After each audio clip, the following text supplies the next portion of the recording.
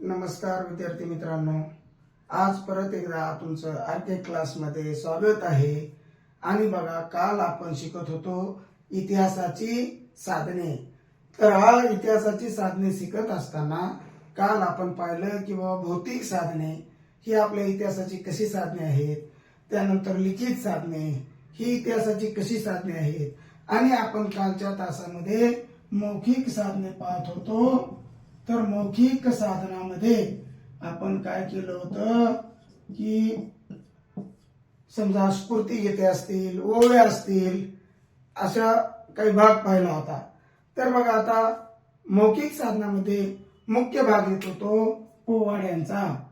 पोवाडे हे एक आपलं काय आहे, इतिहासाचं मौखिक साधन आहे। आता पोवाडा हा एखाद्या व्यक्तीच्या कार्यावर किंवा एखाद्या व्यक्तीने केलेल्या कार्याबद्दल गीत रचनेमधून सांगणारी माहिती, याला म्हणायचं पोवाडा। आता छत्रपती शिवाजी महाराजांवर पहिला पोवाडा महात्मा ज्योतिबा फुलेंनी गायला। तर सत्यशोधक समाजाने तोच नाही तर अनेक पोवाडे या कालखंडामध्ये महान व्यक्तीच्या कार्याबद्दल माहिती सांगणारे गायले। म्हणून पोवाडे सुद्धा काय आहे, आपल्या इतिहासाचं प्रमुख मौखिक साधन आहे। त्यानंतर बघा, स्फूर्तिगीत सांगता सांगता काल आपलं अर्ध राहिलं होतं की लता दीदींना गायल्यानंतर सैनिक स्वयंस्फूर्तीनं काय झाले की लढाईला गेले आणि आपण युद्ध जिंकलं। म्हणजे ही स्फूर्तिगीतामध्ये, ही मौखिक साधनामध्ये एक ताकद आहे। ही ताकद आपल्याला त्या काळचा इतिहास सांगते। म्हणून आपली मौखिक साधनं सुद्धा इतिहासाची साधने आहेत। या सर्व साधनांचा अभ्यास करताना विद्यार्थी मित्रांनो, याच्यावर आधारित आपल्याला इतिहास शिकायचा असतो। याच्यावर आधारित आपल्याला इतिहास किती सत्य आहे आणि काय आहे हे पाहायचं असतं। बघा, इतिहासाला सीमा नाही आणि आपला भारत देश, आपण तर एवढे म्हणजे सौभाग्य म्हणू आपलं की आपल्या देशाला प्राचीन इतिहास तेवढाच लाभलेला आहे, त्याच्यानंतर मध्ययुगीन इतिहास तेवढा लाभलेला आहे आणि आधुनिक भारताचा इतिहास सुद्धा आपला लाभलेला आहे। तर यातच पुढे जात असताना आपण काल वृत्तपत्र पाहिली, डॉक्टर बाबासाहेब आंबेडकर व वृत्तपत्र पाहिली। मग आता नवीन जे साधन आपल्याला शिकायचं आहे, या वर्षी 8वीच्या वर्गामध्ये नवीन आलेलं आधुनिक तंत्रज्ञानावर आधारित कोणतं साधन आहे, ते दृक साधन, श्राव्य साधन आणि दृक श्राव्य साधन।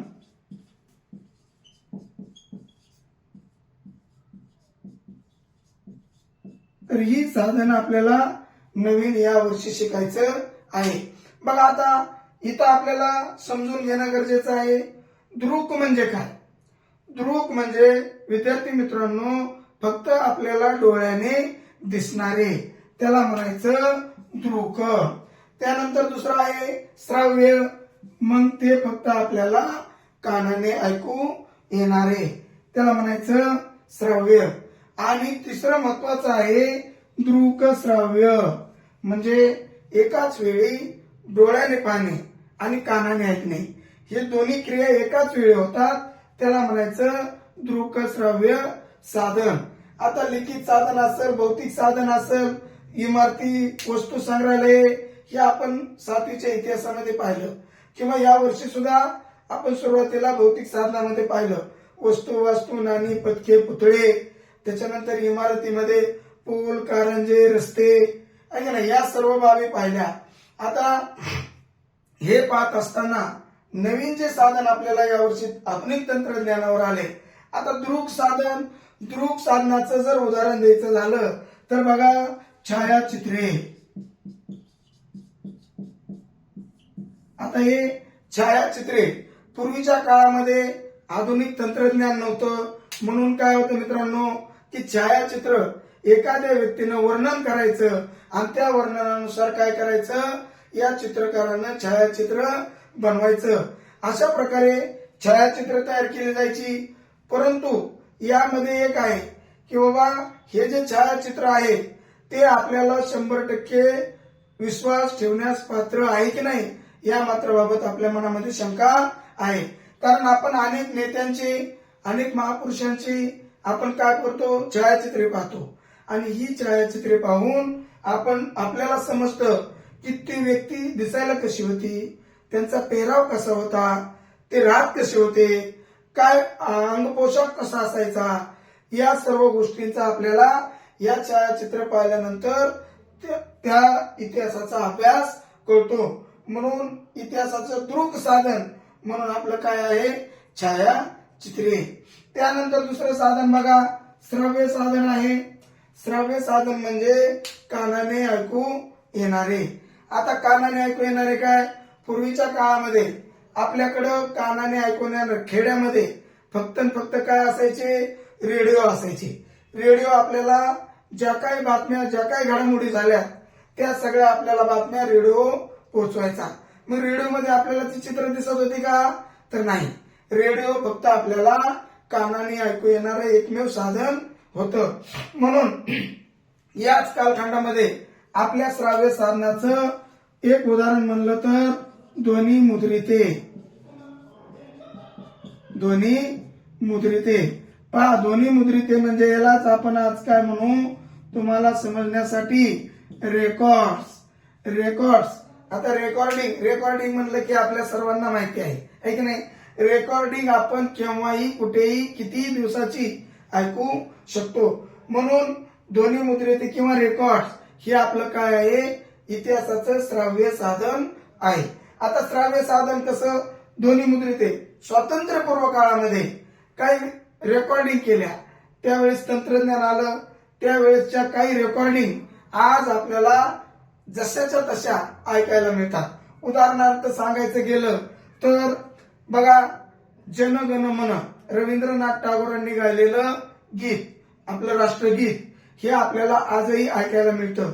किंवा सुभाषचंद्र बोसांनी आपल्याला काय दिलं होतं की तुम मुझे खून दो मैं तुम्हें आजादी दूंगा, हे जे भाषण त्यांनी केलं होतं, हे भाषण आपल्याला जसं तसं या ध्वनी मुद्रितेमुळं आजही ऐकायला मिळतं. म्हणून ध्वनी मुद्रिते हे आपलं काय आहे, इतिहासाचं श्राव्य साधन आहे. बघा आता दृक साधन, छायाचित्र पाहिल्यानंतर त्या व्यक्ती कशी दिसत होती, व्यक्तीचा पेहराव कसा होता, व्यक्ती कशी राहत होती, तर हे सगळं त्याचा आपल्याला इतिहास समजतो. त्यानंतर ध्वनी मुद्रितेमुळं किंवा या रेकॉर्ड्समुळं आपल्याला काय होतं की त्यावेळेस ते भाषण करण्याची भाषा कशी होती, कोणत्या शैलीमध्ये भाषण करायचे, हे सगळं आपल्याला या ध्वनी मुद्रितेमुळं त्या काळचा इतिहास कळतो. स्वातंत्र्यपूर्व काळामध्ये हे छायाचित्र व ध्वनी मुद्रिते हे खूप महत्वाचा भाग आपल्याला या साधनामध्ये आहे. कारण या छायाचित्रावर आणि या ध्वनी मुद्रितावर आपल्याला आधुनिक भारताचा इतिहास वाचायला मिळतो किंवा शिकायला मिळतो. म्हणून ही दोन्ही साधने खूप महत्वाची आहे. त्यानंतर बघा विद्यार्थी मित्रांनो, सगळ्यात महत्वाचं म्हणजे दृक श्राव्य साधन. आता दृक श्राव्य साधन म्हणजे काय, डोळ्याने दिसणे आणि कानाने ऐकू येणे एकाच वेळी. आता तुम्ही जो व्हिडिओ पाहता तो तुम्हाला डोळ्यानं पण दिसतो आणि कानाने पण ऐकू येतो. म्हणून हे आपलं काय आहे, दृक श्राव्य साधन आहे. आता पूर्वीच्या काळामध्ये किंवा स्वातंत्र्यपूर्व भारतामध्ये दृक श्राव्य साधन म्हणून सुरुवातीला काय आलं, त्याचं उदाहरण म्हणून तुम्हाला सांगतो मी, चित्रपट. बघा, चित्रपट हे आपल्या इतिहासाचं दृक श्राव्य साधन आहे. तर पहिल्यांदा आपल्या भारत देशामध्ये आपल्या मराठी माणसाने म्हणजे दादासाहेब फाळके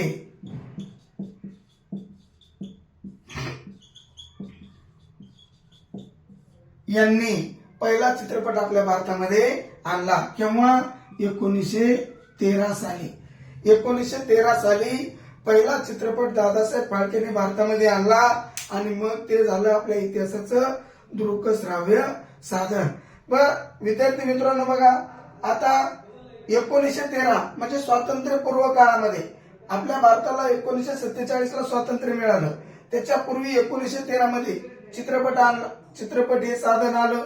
मग चित्रपट निर्मितीसाठी जे काही साधने लागत होती ती साधने, मग आता त्या कालखंडामध्ये काय झालं की बाबा चित्रपट तयार करण्यासाठी जे आधुनिक काळामध्ये तंत्रज्ञानावर आधारित कॅमेरे असतील, आता आपण मोबाईलमध्ये शूटिंग करतो, व्हिडिओ शूट करतो, ते आपल्याला लगेच कळतं नाही का. तसं 1913 मध्ये काही जे क्षण आहे, जे आपल्या क्रांतिकारकांनी आपल्या देशासाठी, आपल्या भारतासाठी काय कार्य केलं, त्यासाठीचे काही क्षण चित्रित केलेले आहेत. तर हे चित्रित केलेले क्षण आजही आपल्याला पाहायला मिळतात. म्हणून हे चित्रपट किंवा हे दृकश्राव्य साधन हे सुद्धा आपल्या इतिहासाचं प्रमुख साधन आहे.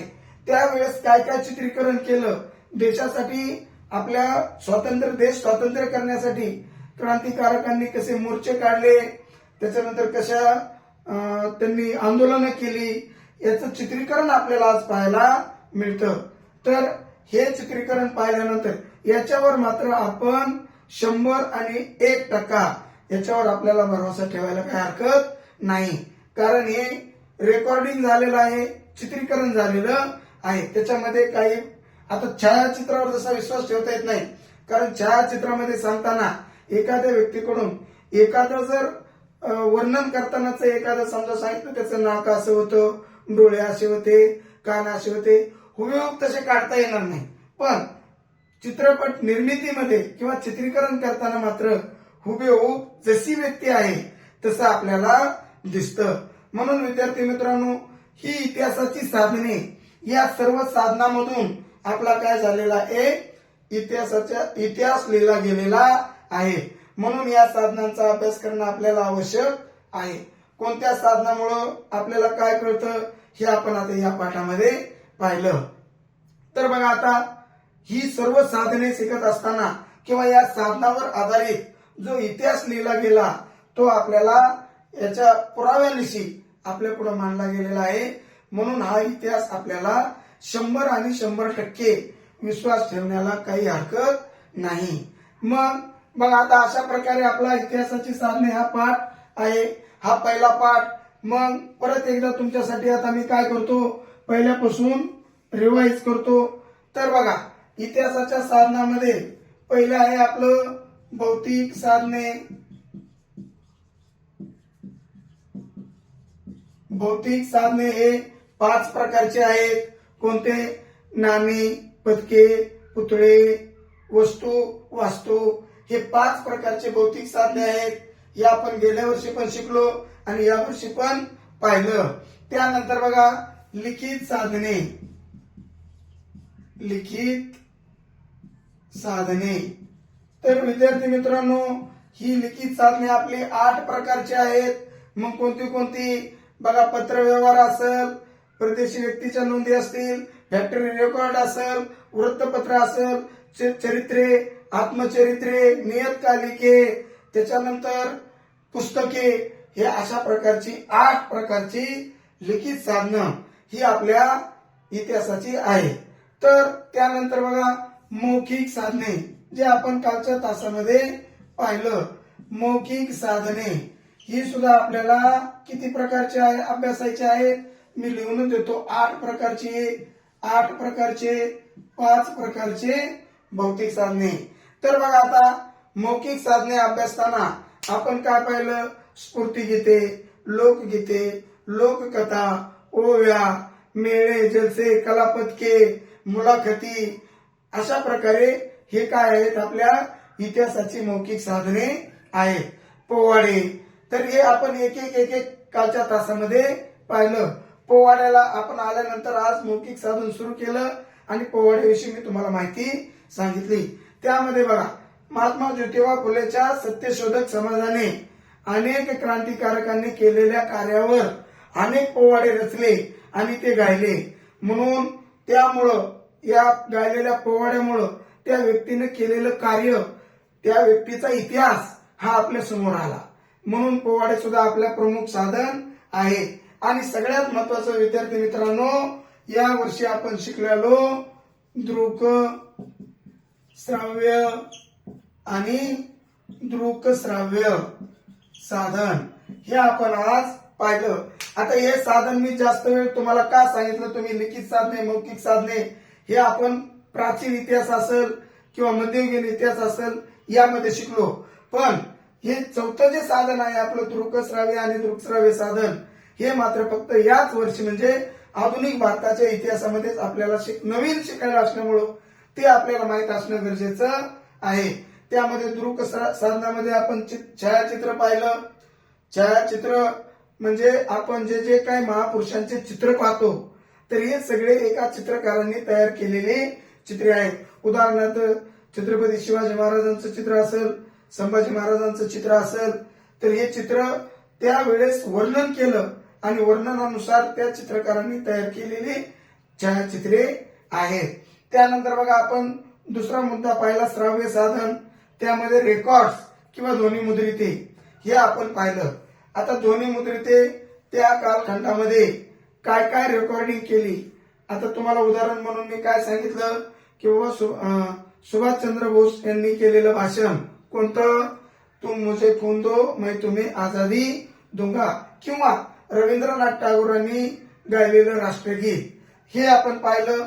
म्हणजे हे गीत कसं रवींद्रनाथ टागोरांनी तयार केलं, कसं गायलं, हे आपल्याला हे ध्वनिमुद्रिते किंवा हे रेकॉर्डिंग ऐकल्यानंतर आपल्या लक्षामध्ये येतं. म्हणून हे साधन जे आहे हे आधुनिक तंत्रज्ञानावर निर्माण झालेलं साधन आहे. आता मला सांगा, वस्तू वास्तू या आपण काय वस्तू वास्तू पाहिल्या, त्याच्यामध्ये काय पाहिलं आपण की बाबा स्थापत्यशास्त्र, अभियांत्रिकी, म्हणजेच त्यावेळेस इंजिनियर नसताना किंवा शिक्षण नसताना लोकांनी ज्या वास्तू बांधल्या त्या वास्तू किती चांगल्या बांधल्या, त्या आज सुद्धा सुस्थितीमध्ये आहेत हे आपण पाहिलं. किंवा आज आपल्याला त्या वास्तू जर पाहायचं म्हणलं तर आपण काय करतो, एखाद्या संग्रहालयाला भेट देतो. ते संग्रहालय ज्या जुन्या वास्तू आहेत, काहीचे मी तुम्हाला पहिल्या तासामध्ये सांगितलं कचेऱ्या म्हणजेच कार्यालय, काहीचे संस्थानिकाची निवासस्थाने, अधिकाऱ्यांची निवासस्थाने यासाठी वापर झाला आणि काही वास्तूमध्ये संग्रहालय उभा करण्यात आले. त्याचं उदाहरण देताना काल विद्यार्थी मित्रांनो माझ्याकडून राहिलं की बाबा अंदमान निकोबारचं जर जेल पाहिलं आपण तर ते जेल पाहिल्यानंतर आपल्याला स्वातंत्र्यवीर सावरकरांच्या इतिहासाची माहिती मिळते. लिखित साधनामध्ये ते आहे. त्याच्यानंतर बघा भौतिक साधनामध्ये ते आहे, वस्तू वास्तूमध्ये. त्याच्यानंतर मुंबईचं मणिभवन असेल, पुण्याचा आगा खान पॅलेस असेल किंवा वर्ध्याचा सेवाग्राम आश्रम असेल, या ठिकाणी जर आपण भेटी दिल्या तर आपल्याला गांधीजीच्या इतिहासाची माहिती मिळते. म्हणून काही वास्तू हे संग्रहालय त्याच्यामध्ये निर्माण झाले. म्हणून ही साधने आपण पाहिली. पण माझा परत तुम्हाला सांगणं आहे की जे आधुनिक तंत्रज्ञानावर इतिहासाचं साधन आहे बघा, आता वस्तू वास्तू नाणी पदके पुतळे भौतिक साधने मौखिक साधने लिखित साधने ही आपण 7वीच्या वर्षामध्ये पाहिलेलीच आहेत किंवा पूर्वी आपण 6वीच्या वर्गामध्ये सुद्धा आपल्याला या साधनांचा अभ्यास झालेला आहे. पण नवीन आलेला आता याच्यामध्ये राहिलं दृकश्राव्य साधन. आता हे केवळ आणि केवळ नवीन तंत्रज्ञान जे विकसित झालं, आता रेकॉर्डिंग करणं किंवा चित्रपटासाठी लागणाऱ्या नवीन जे चित्रीकरण करण्यासाठी लागणाऱ्या वस्तू असणं याच्यावर आधारित आहे. म्हणून बघा दृकश्राव्य साधनाचं उदाहरण आहे चित्रपट. पहिला चित्रपट कुणी निर्माण केला? मराठी माणूस आहे, आपला महाराष्ट्रीयन माणूस आहे दादासाहेब फाळके. आणि केव्हा केला? 1913 मध्ये केला. तर विद्यार्थी मित्रांनो, हे झालं आपल्या इतिहासाची साधने पहिला धडा. तर याच्यामध्ये जर तुम्हाला काही अडचणी असतील तर तुम्ही नक्कीच कमेंट्स मध्ये सांगा. इतिहासामध्ये मित्रांनो आपल्याला जर पूर्ण मार्क घ्यायचे असतील तर आपल्याला सगळ्यात महत्वाचं माहित असणं काय गरजेचं आहे? इसवी सन. इसवी सन आपल्याला पाठ असली की आपल्याला घटना लगेच लक्षामध्ये येते. म्हणून इसवी सन पाठ करणं आपल्याला आवश्यक आहे. आता ही इसवी सन मला 1913 इसवी यामध्ये काय झालं लगेच तुमच्या डोळ्यापुढे आलं पाहिजे की दादासाहेब फाळकेने पहिला चित्रपट भारतामध्ये आणला. तर अशा प्रकारे इतिहासाची साधने हा पहिला धडा आपला इथेच संपतोय. तर तुम्हाला याच्यामध्ये काही जर अडचणी असतील किंवा कुठला भाग समजला नसेल तर तुम्ही कमेंट करून सांगा. आपण तो भाग परत घेऊ किंवा तुम्हाला मी ती धावती माहिती सांगतो. तर अशा प्रकारे इथंच आपला हा आजचा व्हिडिओ थांबवतो. नमस्कार.